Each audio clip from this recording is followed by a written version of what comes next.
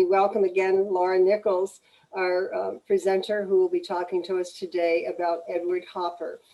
And actually some housekeeping, I think David already kind of addressed. This program will be recorded and then available soon afterwards, a day or two, on the Moffat Library YouTube.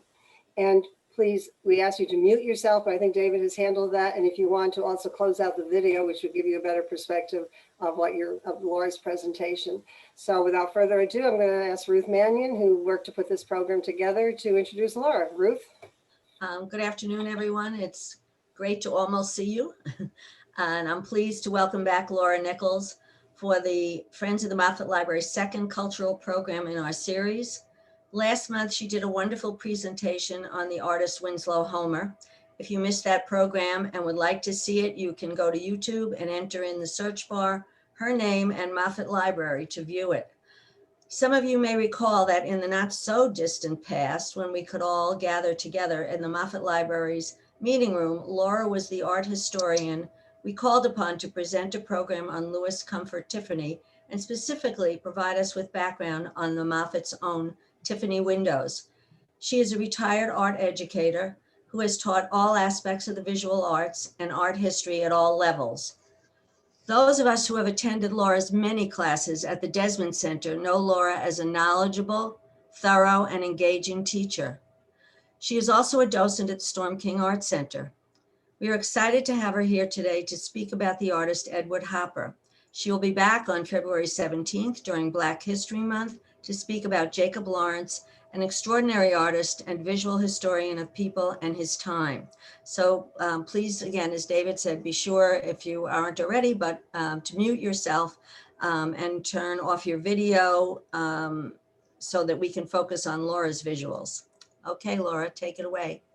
Well, good afternoon, everybody. And I'm so happy that you're all here in attendance, and I will do my best to try and introduce you to Edward Hopper and give you some background, how he developed as an artist, and some of the legacy that he's left for American art. He is one of the many 20th century American icons in art, in the art world, in history. He was not considered a fine artist really until his death. And that was particularly relevant because during the 50s and the 60s, when he was at the height of his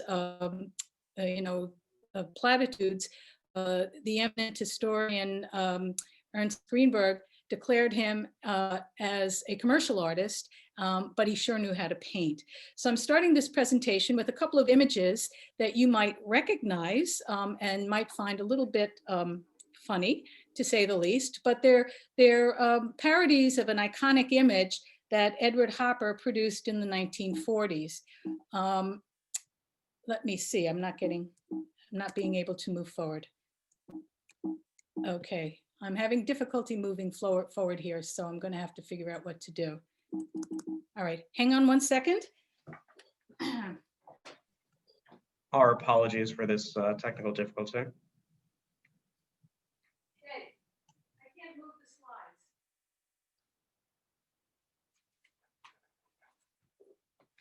slides. My technical director is my husband, and usually bails me out of these technical difficulties here. So hang on one second, please, and I'll get back to you. I can't move the slides.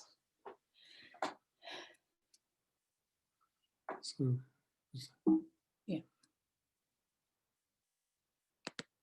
Oh, what do I do? Just press that? Okay, good. What did you press here? Yeah, okay. How do I go back? I don't.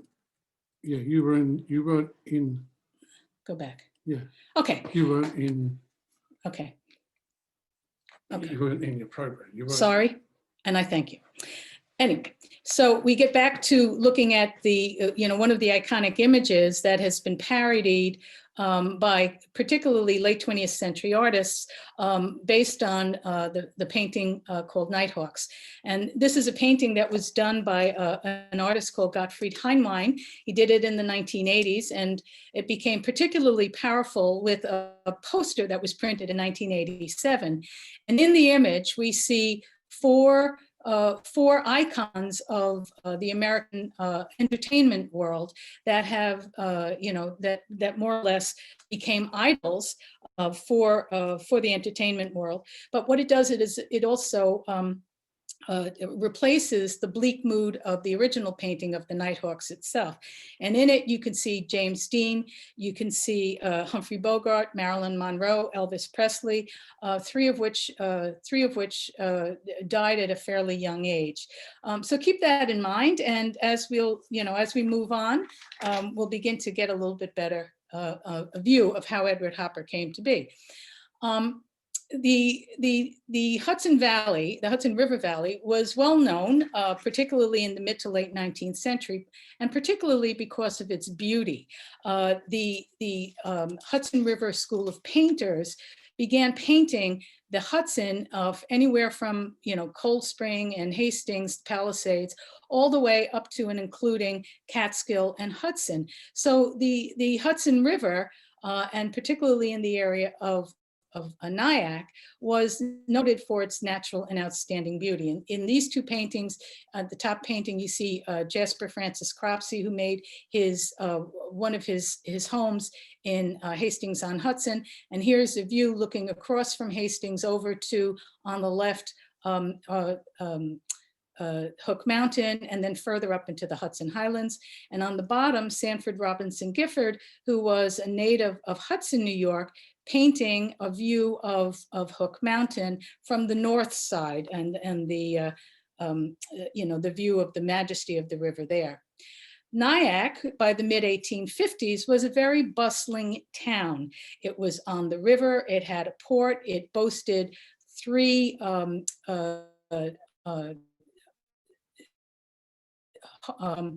places for boats. It had a ferry that went across the river towards Tarrytown. It had a very, very secure main street, and it was a very, a very prosperous town, and had a fairly prosperous community.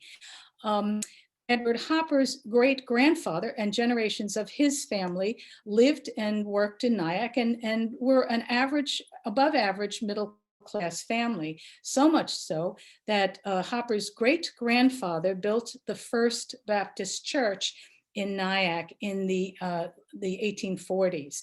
Edward Hopper's father ran a dry goods store in the center of Nyack itself, and again, they were very, very prosperous. The house that they lived in on North Main Street, which we now refer to as Hopper House and is now a little museum, the house itself was built by Edward Hopper's grandfather in 1884. And Edward Hopper and his older sister, Marion, were born in that house. Edward Hopper was born in 1882. The original house, if you look at the image, the original house was the portion on the left was a small frame, small clapboard house. The right-hand side was an addition as the family expanded, and that was built in the 1880s. And so by the time Edward Hopper was born, it was an illustrative example of a fairly well-to-do upper middle class family. What's important to note is that this house, especially if you know Nyack, this is on North Main Street, and where the house, or how the house is situated, it is sitting going north. The house sits on the left-hand side of the street. So Edward Hopper's bedroom was on the second floor, and as a youth, he recalled looking out from his window straight down to one of the boatyards on the Hudson River. And that played a very, very important part in his childhood. As he started to develop as a young person, the family itself, as I mentioned, was a fairly affluent middle-class family. They were very cultural. They believed or they took their children to galleries and plays and theater. And so they didn't spare any expense with cultural activities. Edward himself, as a youngster, was fairly introspective. I put that word in quotes. He was studious. He loved to go out and draw. He loved particularly to be by himself. But he had that sense of self-sufficiency. So the drawings you are looking at are youthful drawings. The drawing on the left is a little boy looking out to the sea. He did that when he was 9 years old. And it's a fairly good representation, almost kind of identifies his life as he continued on through his life. The drawing on the right is the champion Corbett. And again, it's done as a youthful hero worship kind of a drawing. The two drawings on the left are the paddle steamer and the boats that representative of the boats that he would have seen going down, up and down the Hudson. They're done in his early adolescence. Hopper really loved the sea, loved the boats in the sea. As a youth, he created lots of different models, and so much so that he considered very much, he considered going into becoming an architect or to design ships and to design boats. So one of things that you might have known or you might have read, particularly in this past autumn, there was an article in the Smithsonian and several other publications that talked about the fact that Edward Hopper was a copyist, and pretty much that came from the research of a gentleman who was studying for his PhD. His name is Lewis Chadwick. He's a PhD student, and he was doing some research, and he came across a painting called A Winter Sunset, which is in the top left. And it was one of those aha moments for him because he was very familiar with, right below it, Edward Hopper's old ice pond in Nyack. And so that led him to do further explorations and find that some of these early images were done in the mid to late 1890s by a very youthful Edward Hopper. Now to some, and I have my own opinions about this, but to some it might seem as plagiarism. But copying paint, is something that wasn't considered as plagiarizing. It's something that it's a system, the way that artists used to learn from other artists by copying their images. And in this particular case, with the Bruce Crane painting, he had that included in an instructional how-to book, how to learn how to paint, with instructions that he put out in a magazine form in 1890. And so a very youthful adolescent Edward Hopper, started to use that and readapt that for his own imagery. And so there's several examples of that. So the way I need to look at, or I like to look at it, is that he used these as a learning tool, particularly because he was in Nyack. He wasn't in an art school. He was in a typical, was in a Nyack high school. He was in a typical, more or less rural situation. And he hadn't yet started to develop formal art education. Well, that continued on, and you could see in the top left there's a view of Hook Mountain that was copied off of a postcard, a late 19th century postcard. It's interesting to know that at the tip of Hook Mountain there was a quarry. So what you see is that, that you can kind of look at is that there's some indication of it being a very active quarry in the end of the 19th century. And then some of the drawings are below. Well, his parents were very much in favor of Edward continuing an artistic career. However, they did not want him to pursue a fine arts career, meaning that they didn't want him to go and become, quote, quote, an artist. So what they had recommended him to do and fully supported him to do was to become a commercial artist, or an artist that would do the illustrations, particularly in magazines and printed media. And so for 1 year, he went to a program in New York. It was called the New York School of Illustrative Art. And from there, and he only stayed there a year, but from there he learned basic skills. And these images are just a sampling of some of the images that he really worked on developing his technique, particularly with drawing. And these images are done with a quill and ink, a pen and ink, and colored in watercolor. But they are, if you look at them very carefully, they're very flat. They don't have the shaded value that a painting would have. So basically they're telling a narrative, or they're telling a story through the images themselves, pretty much training him to become an illustrator. 1 year after that, he began a several-year program in the New York School of Art. The New York School of Art, which is the precursor to one of the visual arts schools in Manhattan, was started by a traditional 19th century, very well respected, genteel artist called William Merritt Chase. William Merritt Chase, if you look on the screen, he's the one with this glorious beard and mustache, and his painting is in the top right. He represented genteel, traditional painting values. He was considered an American Impressionist. He was also considered a very traditional painter that, and did, because of his tradition, did acquire quite a lot of quite a large clientele. The other artist that was a teacher at the school was an artist or a gentleman called Robert Henry.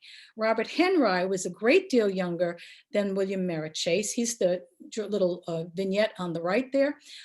At the turn of the century, he was very much in favor of breaking with tradition, and in so doing became what's known as a realist painter. And his painting, which you see on the lower right here, which is very, very different than William Merritt Chase, his painting, this is called 57th Street, he more or less believed in realism and wasn't so much interested in portraying the wealthy, the middle, the upper class. He was more interested in playing the nitty-gritty of New York City life. And so much so that eventually, about 1905, 1906, he broke with Chase and gathered up a group of artists with him that were former illustrators, and they became known as the Ashkan School. And the Ashkan School, or the group of 8, were artists that were in like, who painted the nitty-gritty life of a change in New York City at the turn century.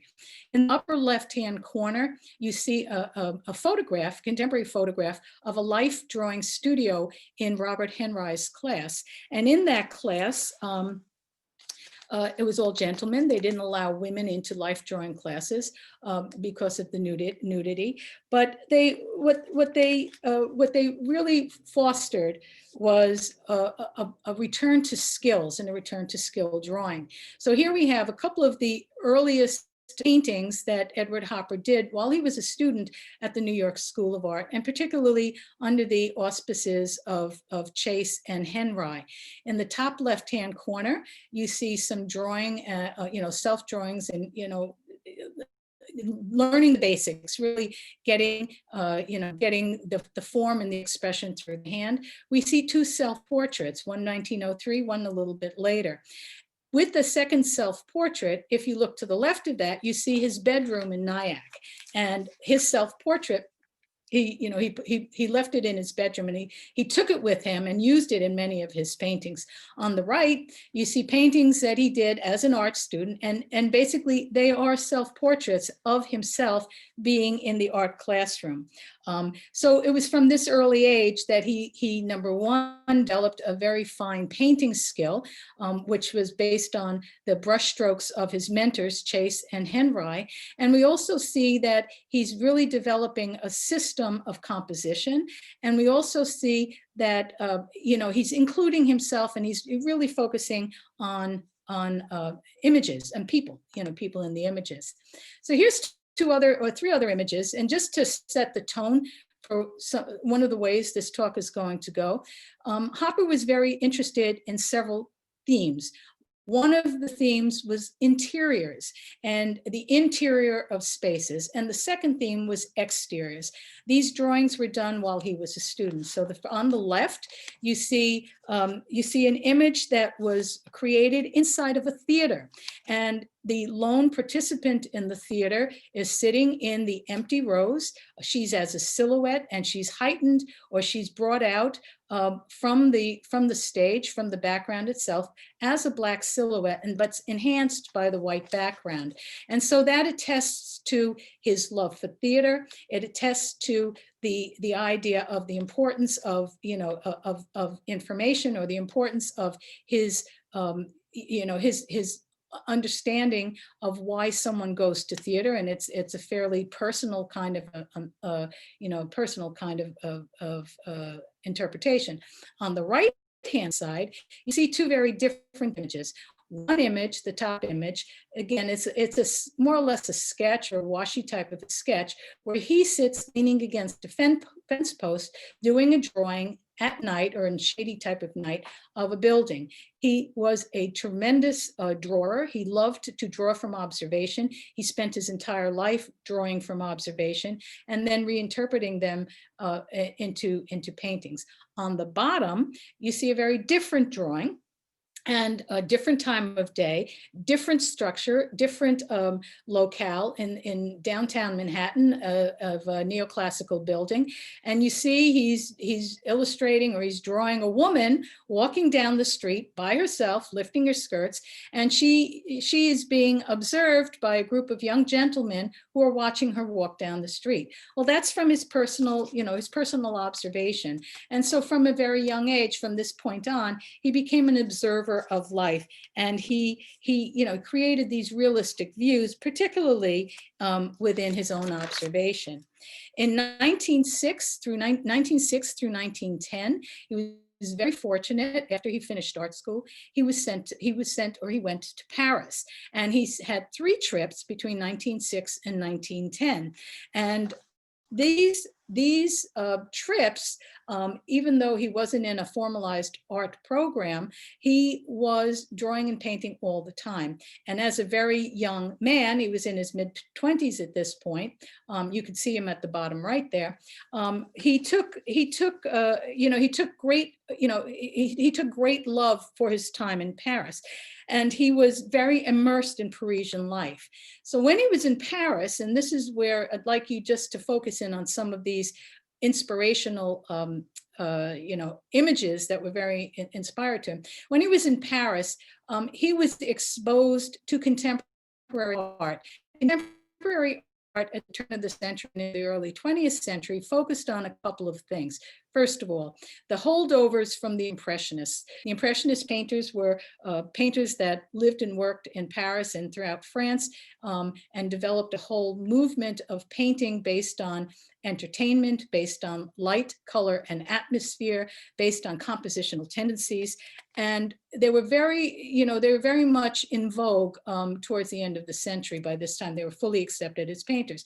So what are we looking at? And I'll briefly tell you. The 2 paintings on the left, they're outdoor scenes. The top one is a relationship between 2 people in a cafe, with a lot of background. The lower one is a boating scene. What's important about this is that this is what's called a photographic view, which is the boat. In order to understand the painting, the boat doesn't have to be part of the whole composition. So with regards to that, you see the couple in the boat, but you see a great expanse of blue water behind them. The 2 paintings on the right are interior scenes.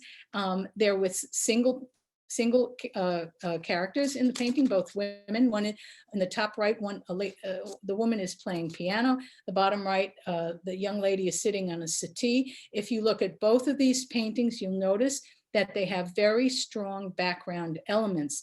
And those background elements, the top is the molding on the wall, the bottom is the screening behind her. Those compositional elements serve to frame the characters themselves. So keep that in mind. And how did I get here? Hang on, I think I skipped. Okay, so what was very inspirational, particularly to the Impressionist artists, were the Japanese woodblock prints. The Japanese woodblock prints were prints that had started coming into France in the 1850s, and what they became to the contemporary artists during the time is they became like eye candy. And by that I mean, this was such a break from traditional painting with regards to imagery, with regards to compositional setup, with regards to the flat patterned the textures of the paintings themselves. The 3 that I chose, particularly I wanted to point out, are using very strong background elements of horizontal lines, vertical lines, and in some cases diagonal lines. In the images, the three images, they contain a window-like element which serves as a framing device in order to heighten the scene. The bottom image, even though it has a cat, the bottom image is a kitten looking outside. So rather than looking in, is looking at. It also, and I put the two images on the right here, Edward Manet and Vincent van Gogh, just to show how artists incorporated their recognition of the Japanese print and Japanese compositional elements in their painting. So as a result of that, two of the paintings that he did when he was in Paris, more or less was called The Couple Drinking, which is the Parisian cafe, very much in an illustrative kind of a mode where it's not a very much genteel life, but they're sitting enjoying their sherry. Le Bistrot, the little cafes alongside a river with the tall cypress trees and the boat on the side there. So very mellow type of life. The other major movements that was going on in the early 20th century in Paris was Fauvism, as expressed by Matisse on the very left-hand side, and the development of Cubism in 1908. Now, Hopper was in France, Paris, and he was witnessing, through some of the avant-garde, the modern artists at that time. And so as a young artist, as many young artists do, they learn from their predecessors or they learn from their contemporaries. However, Hopper was never really drawn to many of these modern trends. But, that being said, if you look on the images on the right, these are from Picasso's Blue period of around 1905. Hopper more or less kind of mimicked the composition of the Pierrot or the woman in the painting by creating his own image, someone drinking from the cup. But used as his from his art school days, he used very much the same type of painting technique. And his hero was Edgar Degas. He later said that, I'll put this in quotes, that Edgar Degas was his hero and was his idol. And even though Degas' primary painting series of works was in before he arrived in Paris, I want you to focus first on the two lower paintings which were done by Degas.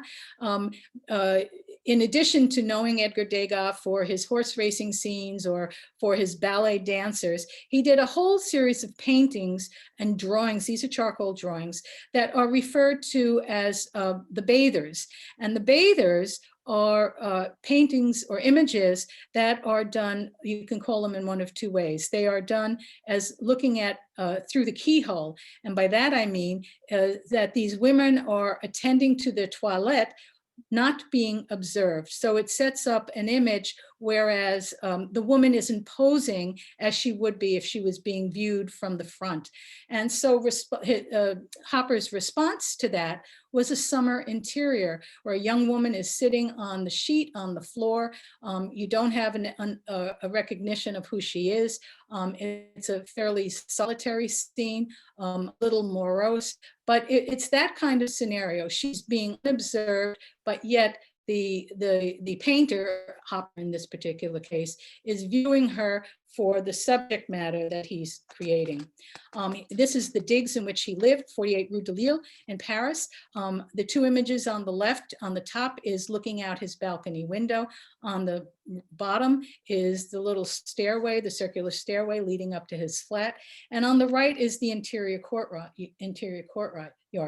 And what's very important to look at here in this particular case, and if you look at this large right-hand image, you see that he is, number one, he's painting with a very linear style. So you have strong verticals and horizontals. He's using lights and shadows in the paint. And basically, if you squint this out, it becomes a series of dark and light shapes. Well, those dark and light shapes more or less reflect the influence, however be it, from Cubism and the idea of strengthening strengthening the geometrical forms of architecture. When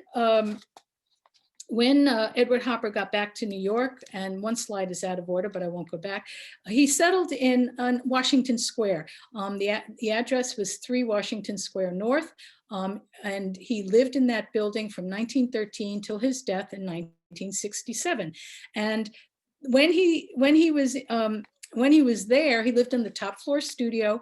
It had no plumbing. It had no heating. It was a very, very austere and auspicious space. However, the space that he lived in with his contemporaries that were art students with him when he was with Robert Henry in the New York School of Art. So the first major group of artwork that he did when he returned to New York was a series of prints and drawings. And here's one of these that he did, a snowy day in New York, where you have all of these rows of balustrades from the brownstone apartments in the snow. And this is very reminiscent. Some of the, it's kind of using as an example some of the Japanese prints he might have witnessed, as he was in his sojourn within the Paris, within the Paris art world there. When he returned to New York after being back and forth to Paris several times, he said, "I've left Paris, a city of light, and I've come to New York, a chaos of ugliness." And so he was almost a little disappointed to come home to New York, but this is where his home was, and this is where he was going to make his life, especially into the art world. So what you're looking at now is the rooftops of the apartments on the little apartments on Washington Square. And if you look at them closely and take away the fact, they're very realistic images, but you look at them with regards to geometric compositions that are highlighted by the lights and the darks. And in effect, he was very interested in the geometrical structure, number one, and even more so interested in the play of light, in this particular case, natural light on objects. And natural light set up shadow patterns. It set up if you look at the lower right, it set up silhouette patterns. It set up positive and negative space that they no longer were ugly objects, but they became like emblems of design, particularly of New York City design. Right around the corner from him in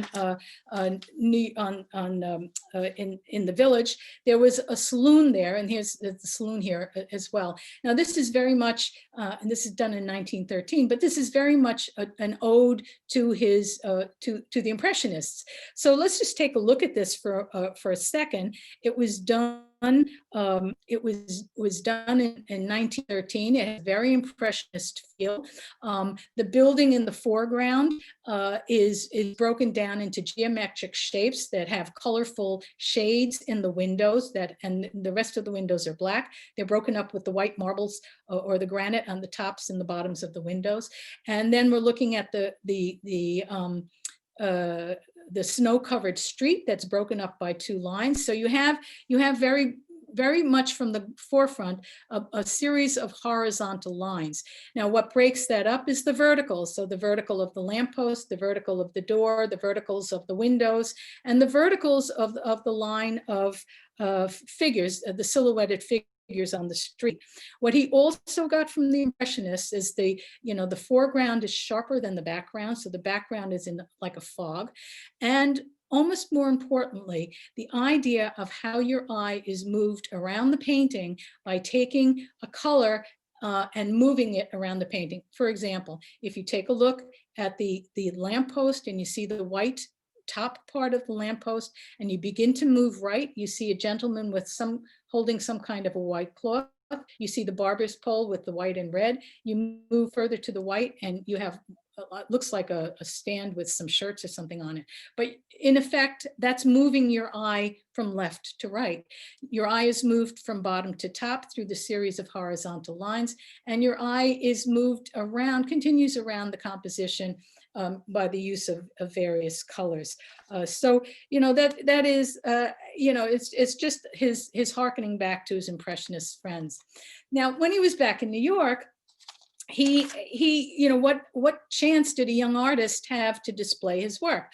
Well, there was a couple of chances. The first chance was, was immediately when he got back to New York, 1910, 1911, he exhibited a couple of paintings in an exhibition of independent artists that were working on their own. And I don't have any images to show you from that, but I do from the next two. In 1913, under the auspices of,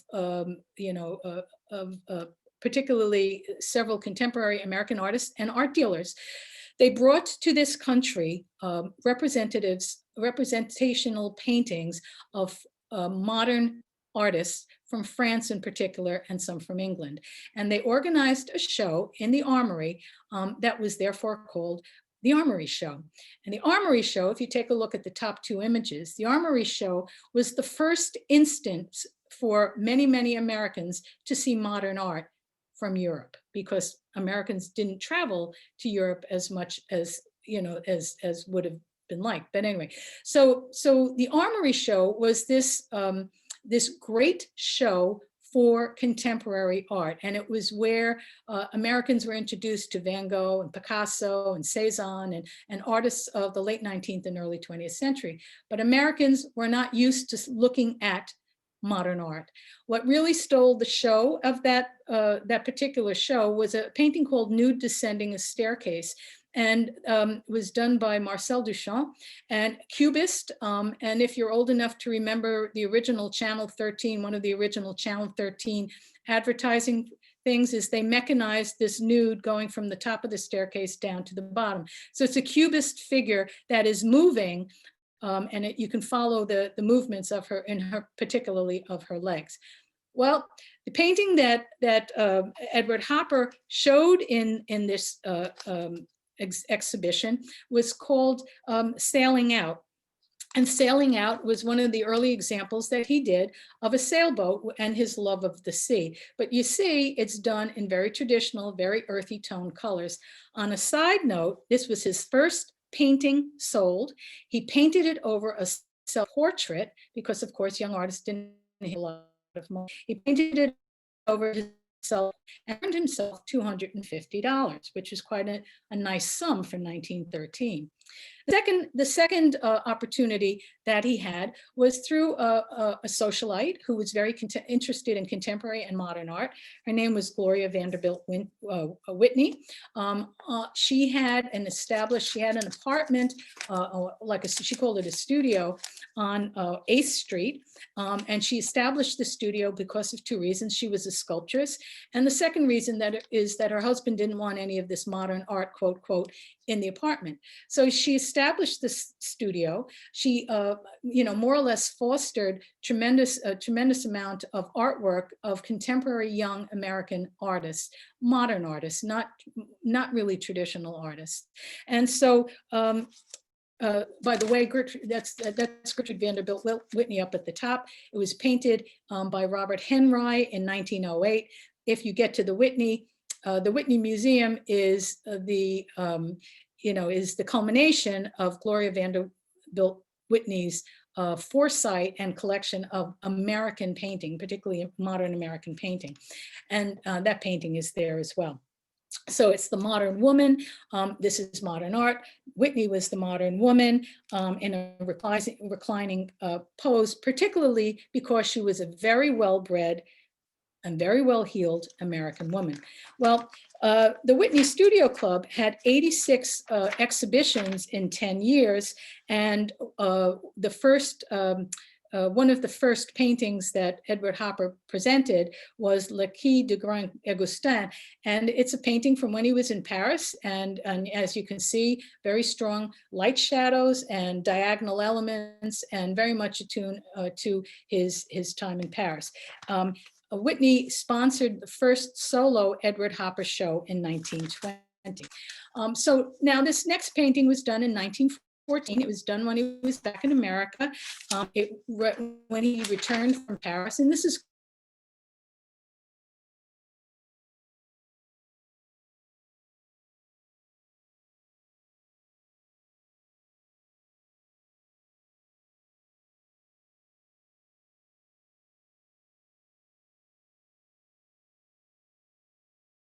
some very flat tones. There's very, very little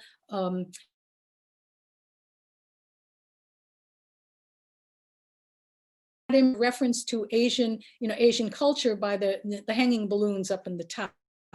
Okay, so if we start from the left, the man with the cigarette is one of two characters. He's either a pimp, just look at his face, or he portrays a working class character who's just coming and having a drink at the evening. The standing woman at and behind, very reminiscent of perhaps a like a hard edge Picasso character, signifies a prostitute, question point, assessing the clientele. In the couple on the far right is the bourgeoisie. So you have these three very different classes immediately, on the immediate looking at. However, the character that stands out is the clown in the center. Okay, so why does he stand out? Well, several reasons. First of all, because he's done he's a PRO, or he's a clown, he's an entertainer. He's done in white. He has red markings on his face. Gail Levin, who was a prominent art critic and writer in the 20th and 21st century, she recognized or thinks that this might have been, on the part of Edward Hopper, a self-portrait. And her reasoning for that is that she viewed, and she's also a Hopper scholar, she viewed Edward Hopper identifying himself as an outcast and a performer as an artist. So within this painting, no one is like anyone else. And you also notice that everyone is separated. There's no, except for even the couple on the right, they're more or less separate entities there as well. So there we go. So now, living in New York, one of the things of the early 20th century was the elevated trains. You had the subways, but you had the elevated trains. And this is important in Hopper's life, because Hopper loved the elevated trains. And we see the 3rd Avenue L on the top two photographs of the 3rd Avenue L on the top two images there. Now, what's important to know, besides the mechanization and the travel and the quickness there, it changes one's point of perspective. So when he was in the train, he was a viewer. So and if you look at the bottom left, he could look at what was going on as he moved from station to station. And the bottom left is a painting based on images, that he collected and drew of one of the train stations. The bottom right, however, is a drawing, an etching of being a passenger in the train itself. And the woman, rather than sitting and reading the newspaper like the gentleman is reading, she's looking out of the window. And that plays a key, essential role in his development of this next series of images, because the viewer, the person in the train, becomes a voyeur. And as a voyeur, not in a mean sense, but a person that can look at life going on without being observed. So think back to Edgar Degas looking at the women taking baths. Also, it changes your perspective, because you're at a height, you're not at ground level. So several of the images that he worked on were interior images, and he based these images from his imaginings as he was riding in the train. Not getting a full-on view of people in the windows doing whatever they have to do, but you get shadows. And in these images, he imagined himself as a female, but he imagined himself getting on with life unobserved in an interior space. So the top two images are etchings, they're drawings, and they're fairly solitary drawings. They're women that they're looking out the window or sitting in a very lonely position of solitude. The two lower levels, the two drawing and a painting of lower levels, they're seamstresses, and again they're solitary figures, but they're dependent upon natural light in order to achieve their task. But there's a difference. The color image, the painting, is a woman that's attending to her task, sewing, with the natural light, and she's really focused in on her task. The woman on the left, however, is sewing, but she's not attendant to her task. She is looking out the window. When someone looks out the window, that gives, perhaps an indication of dreaming or looking to the future or feeling in an isolated state. But very often this is, with the use of natural light, this pose of looking out the window tends to systematize something of this painting here is called The New York Interior.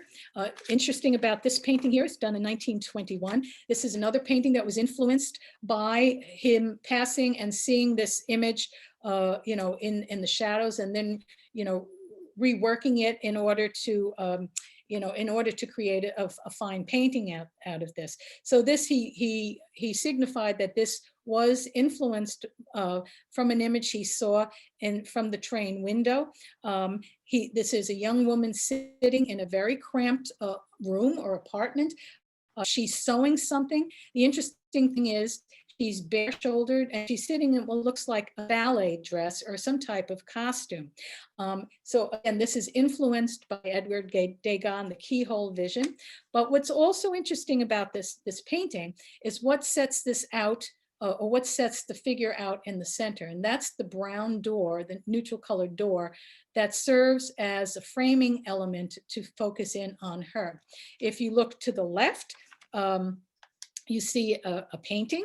Well, that painting just so happens to be the self-portrait that he did when he was in art school, and that hung in his bedroom window.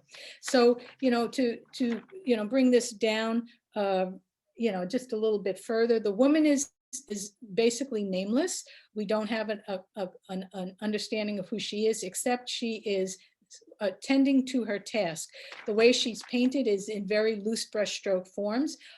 There's a lot of neutrals that are carrying through the painting, and the whole aspect, the whole framing element to frame her, so we focus in on her herself, is the items on the bed or the settee that she is sitting on, the fireplace, the elements on top of the fireplace, the door, and the frame. So we're really looking at a nondescript woman carrying on an everyday task. So now that brings us to a main character in Hopper's life, and that is his wife, Jo. Edward Hopper first met Jo when he was in art school, and she was a young art student.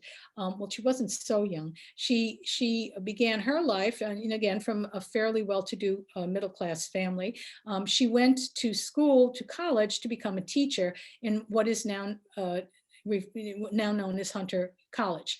And so she got her teaching certification, and then she started at the New York School of Art. And her teacher also was Robert Henry. Robert Henry painted this painting of her on the left when she was a student there. It wasn't very common for young women to be art students, but he saw her as a very good model. The importance about Jo in Edward Hopper's life is that starting from the time that they were married, now he met Jo in 1906. They met on several occasions until maybe about 1920, 1921, when they started a relationship. They got married in 1924. They were married for 40 plus years. And in that intervening time, starting in 1924-25, Jo became a model for many of the solitary woman paintings that he painted. She was also Edward Hopper's manager. She kept his business records. She was his great proponent, and she was very instrumental in his legacy. So I just put her in there because now you start to see images of Jo, starting with this one. This is called 11 a.m. Jo sits, and it's not, you don't know it's Jo, but I'll tell you it's Jo. It's a woman that sits with her hands clasped on a settee, on a chair in the window, looking out the window. She is illuminated by the night light or the evening light or the dusk light that's coming into the window itself. And that's the only light source. So that light source uses her, enlightens her for for its source. These night windows, this is taken directly from some of his carrying, his elevated train views. This was at a similar time when John Sloan, one of his contemporaries, did night windows, but it's totally different in its appeal. What's very interesting about this, again, no recognition of who the lady is, but then you have on the left-hand side of the window a curtain fluttering, and that adds, for the of the composition, adds movement. This is a woman in Brooklyn, a woman that's being illuminated by natural outside light, looking outside or reading a book. The very, very firm geometrical elements. The buildings in the back you'll see again and again in several of his paintings. They're just red brick buildings in the city there. This is a room in New York. What's interesting about this painting, it sets up a scenario, a couple that are, cohabitating, their husband and wife. The husband comes home from work. He is interested in his newspaper. The wife on the right-hand side is in evening dress. She's playing the piano. There's no physical connection at this point. So it's setting up a scheme of solitude and separation, and that's heightened by the table and by the door that separates them.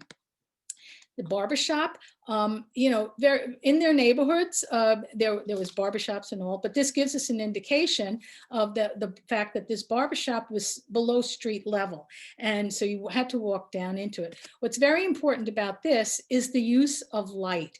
And that strong beam of outside light comes from the outside left, shines in a diagonal pattern onto the manicurist. And all of those diagonal lines are, repeated through the shadow line, the balustrade line, and the barbershop line. And again, they're focusing in on the manicurist. And she's just an ordinary everyday woman, which is pretty much where Hopper wanted to focus his clientele. Several of the drawings that he did during this time were nighttime drawings. So he was interested in the source of night light. This image you might have seen before. It's actually a house up in Haverstraw off of Route 9W. He often returned to Rockland and continued his painting and drawing. This is called the House by the Railroad Tracks. And again, it sets up a symbol of solitude or system of solitude, but it does so through strong light patterns. So the light, the natural light comes in from the left.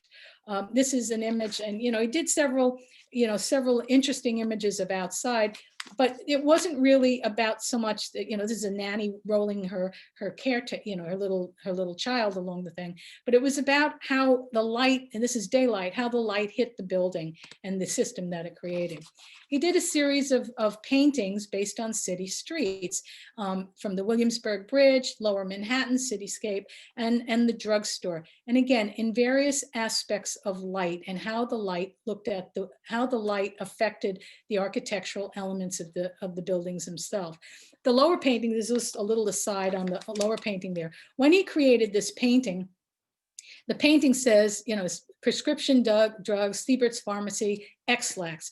Well, when it was exhibited, many women took offense to this because of X-Lax. So he crossed out the X and he made it C-Lax. When he sold the painting, the client that he sold it to wanted it returned back to X-Lax. So, it's a little interesting aside there. So, it has to follow the clientele. But again, this is a night scenario.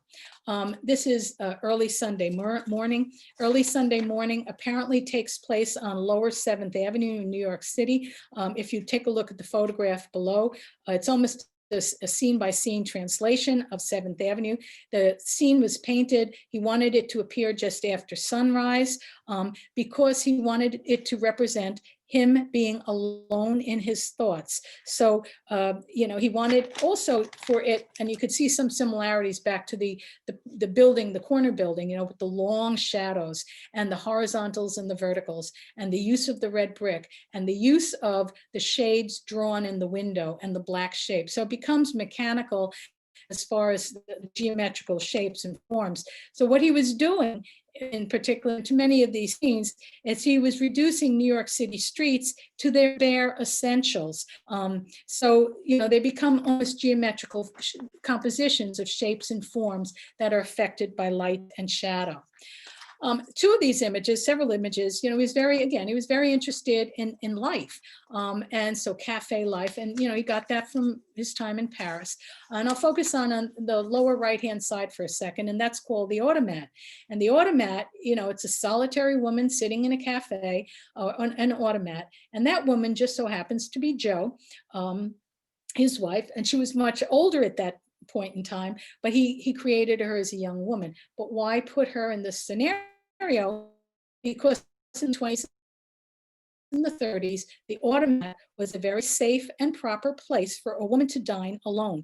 And at that point in time, if you're part of that audience, you'd know that an automat was open at all hours. They were always busy, and everybody was anonymous in there. So the woman has a seat near the door, and she's quiet, she's contemplative, and she's withdrawn from the busy New York City streets. So, again, you can see the compositional element of the street, the big window behind her.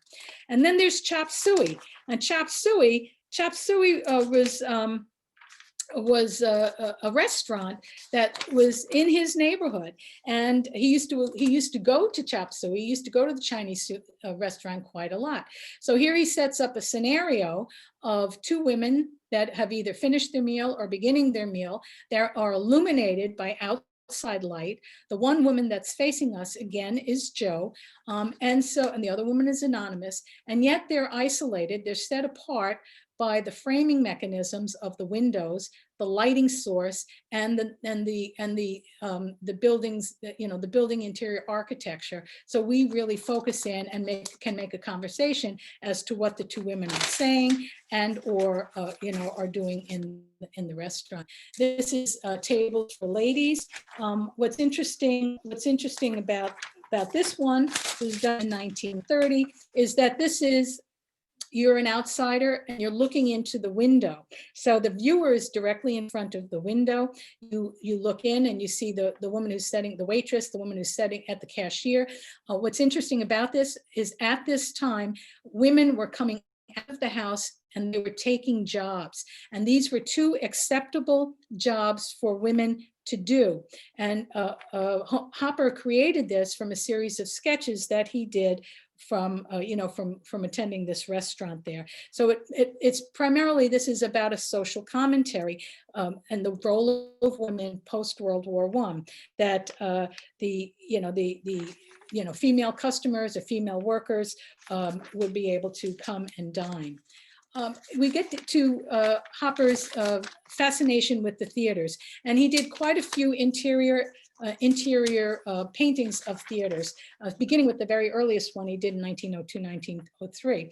The image on the right is called Two on the Aisle, and it refers to three figures in an empty theater. The two figures, the man and the wife there, are coming into the theater, they're settling down. The solitary woman on the right she's in her own psychological space. She's looking at her program, and there's a separation between the three of them. And she's engrossed, the woman on the right is engrossed in her program. And so you have the theater set up, you have the stage, you have all of that, and yet each of these individuals are acting as separate individuals. He also did several theaters within his own neighborhood and within upper midtown Manhattan. One theater, the Circle Theater, is an outside scene that's done in very soft pastel colors. The Sheridan Theater interior is a circular interior there. Jo is in the red skirt and the white blouse. She is almost as if she's on stage, and yet she's consumed by a dark background and the dark theater lights.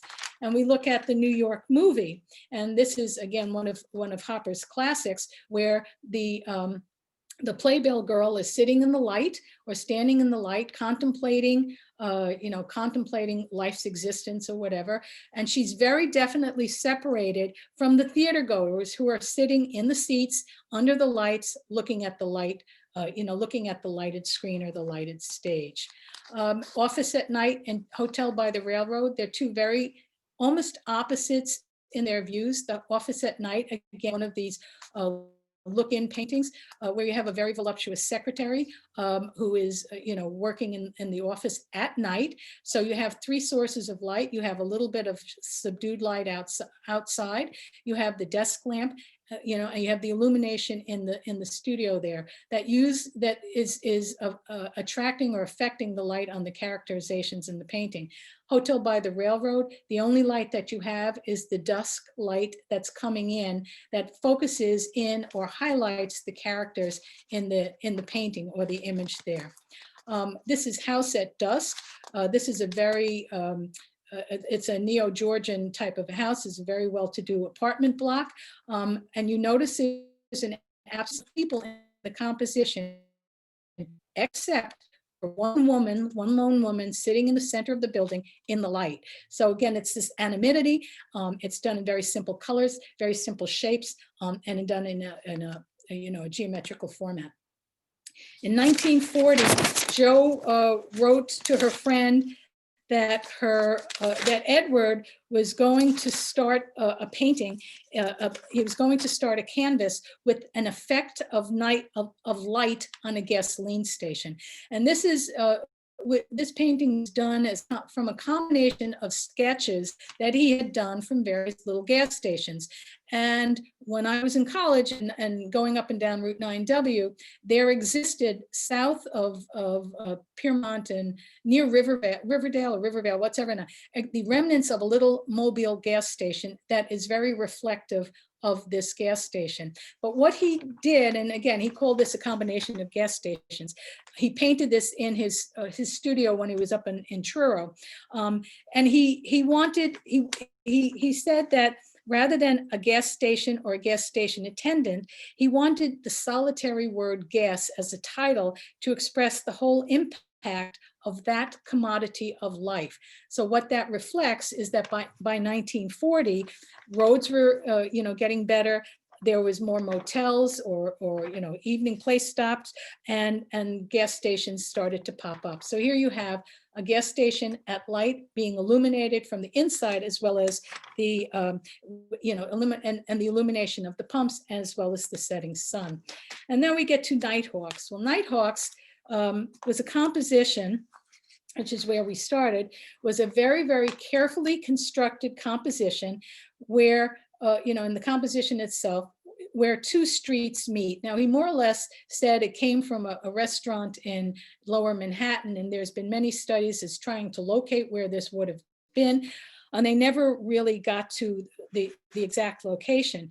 But he did a lot of work, a lot of preliminary sketches in order to come up with what he felt was the final sketch. And the final drawing denotes this, that it's on a deserted street, that you have the interior illumination that is lighting the characters from within. You also have that illumination that is flowing out onto the dark street. So it's presumed that this is maybe 11 or 12 o'clock at night. The couple, which many refer to as Jo and Edward, in the center there, even though they're touching, they're fairly isolated. The figure on the left in the original sketch was a policeman, but he changed it into a nondescript gentleman in a coat. These three customers are lost in their own thought, and the only thing they have to concern themselves with is the cup of coffee that they're going to be served by the attendant in the behind the counter. So the light and the illumination more or less sets apart the characters. If we go back to think of how strong this composition is, you can just think back to some of the Japanese prints and the intersecting and the use of the verticals and the horizontal lines pretty much that played an important part of having these characters stand out. It's a very, very powerful composition. And so one of the aspects also about the light on the inside is that by the early 1940s, fluorescent lights was a very new invention. His wife, Jo, said of this painting isn't about human isolation and urban emptiness. However, her husband said, maybe unconsciously, I was painting the loneliness of a large city. But also at this time during the 40s, you had in films, you had a lot of these film noirs. So it all played into that construct of life in the 1940s. So Edward Hopper also said about this, Nighthawks seems to be the way I think of a night street. I didn't see it as particularly lonely. I simplified the scene a great deal and made the restaurant bigger. So it refers to, that there perhaps was an original restaurant there. And one of the great venues, a great oeuvres or themes of Hopper's work on starting 1913, 1914 was his images of the sea, and he seascapes, and they fall into three categories. They fall the landscapes, pure landscape, seascape, landscape of rocks, sea, or lighthouses and farmhouses, and or sailboats. And all of these categories, which were painted in Truro or primarily the Maine coast, they all deal with the significance of strong lights and strong darks. He loved the strong summer sunlight, and he really reveled in the powers and the patterns that these played on the buildings themselves, which primarily were white. This is called The Lighthouse of Two Lights. And it's done in 1929. This, by the way, he hated clouds in the sky, but he was convinced that he had to put, and he was an observer of realism, but he had to put in clouds in order to break up the monotony of the sky. This is a very, very dramatic silhouette of a lighthouse in strong light against the open expanse of blue sky that's set on this rocky promontory. If you notice, the hill is very textured with the greens and the browns of the hillside, where it's contrast to the very stark whites and grays of the of the lighthouse itself. And again, very strong composition that's made stronger by the use of light. This is called The Long Leg. It's nearly all blue, blues in the clouds, blues in the lighthouse. The focus is on the sailboat that's adrift in the water, very strong shades of blue. The lighthouse is in the center ground. Very, very simple elements because of the strength of the composition. And then this last one is called The Ground Swell in 1939. And so this was reminiscent of some of the earlier paintings in the 19th century of Winslow Homer, with youth on a little, little jetty there over there.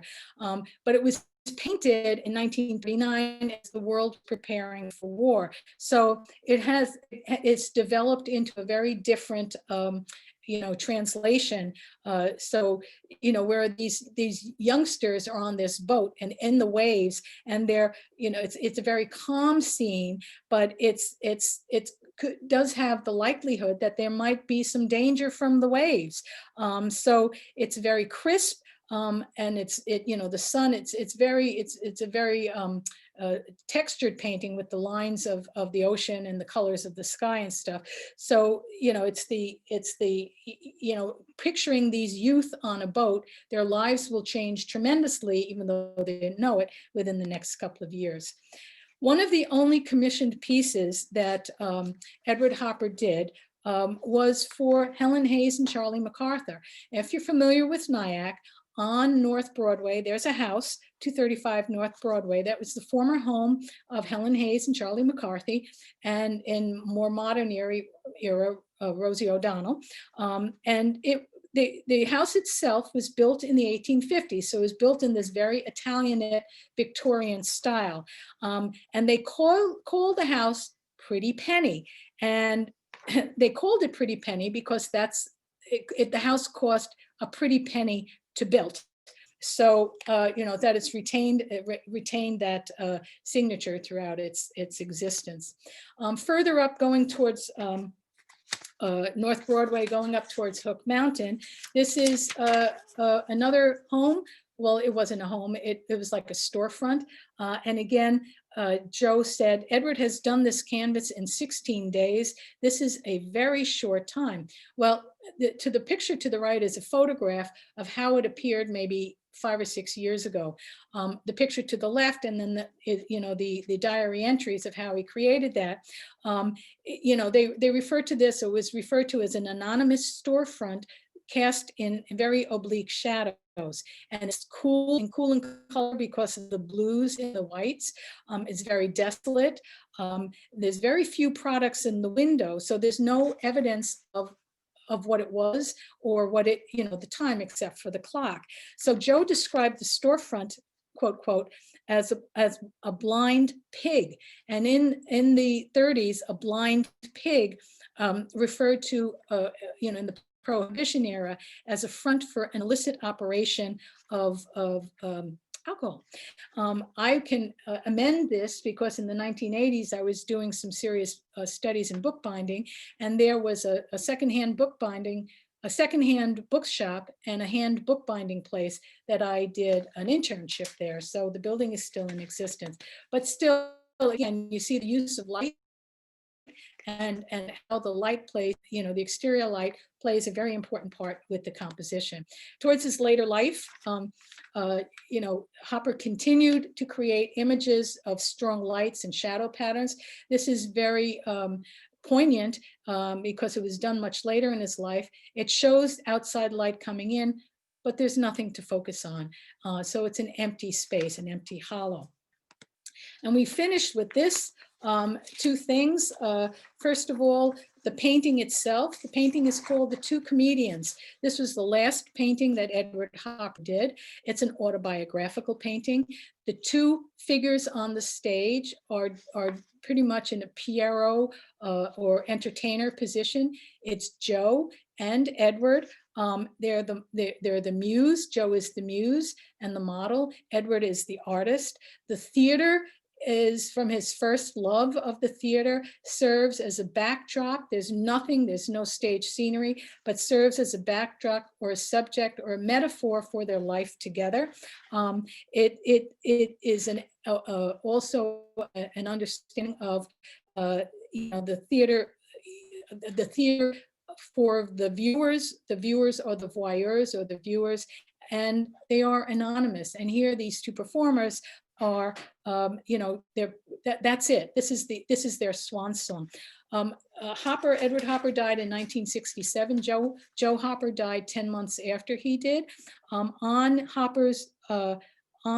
her death, she bequeathed to the Whitney Museum 2,500 drawings plus several other paintings, and that became the legacy. And she bequeathed them, by the way, to the Whitney Museum. So the Whitney Museum is the largest museum in the United States with the largest portfolio of Edward Hopper drawings. So there we have it. I hope you have gotten a little bit of an understanding of some of the background of Hopper's works and some of the direction. He was more prolific with drawings and drawings and lithographs than he was with paintings. However, it's his paintings that we come to know, because of their colors, their use of light, and their use of composition. So with that, does anybody have any questions for me? I'll try and answer them. Hold on 1 second, Laura, as we are getting people back on. If people want to unmute themselves, they're more than welcome to. And would you like to stop sharing your screen so we can go back to? Okay, I just have to figure out how to do that. I can do it for you, don't worry. Good, thank you. Good. Hello. There we go. So thank you so much. I'll let Ruth and Marianne take it away from here, and people are welcome to leave, but if you want to stick around and have some Q&A, please do. So by the way, if you do go to Nyack, the original Hopper House is a little museum, and it's a study center, and they do have what's called a Hopper Walk, where they have a little map and you can walk to various locations in and around North Broadway and down to the riverfront there.